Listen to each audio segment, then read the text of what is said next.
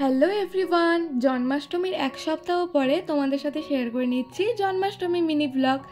জন্মাষ্টমীর দিন আমি ছিলাম ব্যারাকপুর আমার মাসির বাড়িতে, আর সেদিন আমার নৈহাটিতে রাজাদার কাছে কলকা ক্লাস ছিল। তো মাসি আমাকে ডেকে নিয়েছিল যে কলকা ক্লাস করে মাসিদের বাড়ি জন্মাষ্টমী দেখতে যেতে, কারণ মাসিদের বাড়িতে দুটো গোপাল রয়েছে, আমাদের বাড়িতে কিন্তু কোনো গোপাল নেই।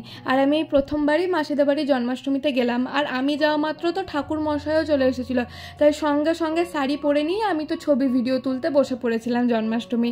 এখানে দেখো ভোগগুলো সব সাজানো ছিল, 56 ভোগ ছিল, মাসি আর বদ্দি ভাই মিলে সাজিয়ে রেখেছিল। তো সেগুলোই আমি একটা একটা করে ভিডিও করে নিচ্ছিলাম। কাটা ফল, গোটা ফল, তাল লুচি, তালবড়া, তারপরে তো নর্মাল ক্ষীর, তারপর তালের ক্ষীর, এত মিষ্টি, দই। আর আমি জানো তো যে কেকটা নিয়ে গিয়েছিলাম কেকটা ভালো ছিল, বাট আমার নিয়ে যেতে যেতে কেকটা গলে গিয়েছে।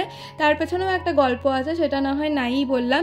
তো দেখো পুজো শেষ হয়ে যাওয়ার পরে আমি গোপালদের সুন্দর করে ভিডিও করছিলাম। দেখো এই বড় গোপালটা হচ্ছে মাসির বাড়ির ছোট গোপাল, আর এই ছোট গোপালটা হচ্ছে মাসির বাড়ির বড় গোপাল।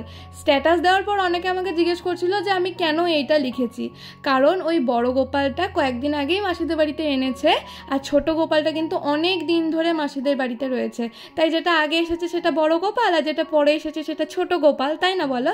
আর দেখো সুন্দর করে গোপালদের ভিডিও করে নিয়েছি, আর তারপরে গোপালের মায়ের ভিডিও আর ছবি তুলতে তুলতেই আমার দিন শেষ হয়ে গিয়েছে। এটা হচ্ছে গোপালের মা, আমার বর্দি ভাই। তো আজকের ব্লগটা এত দূরই, টাটা।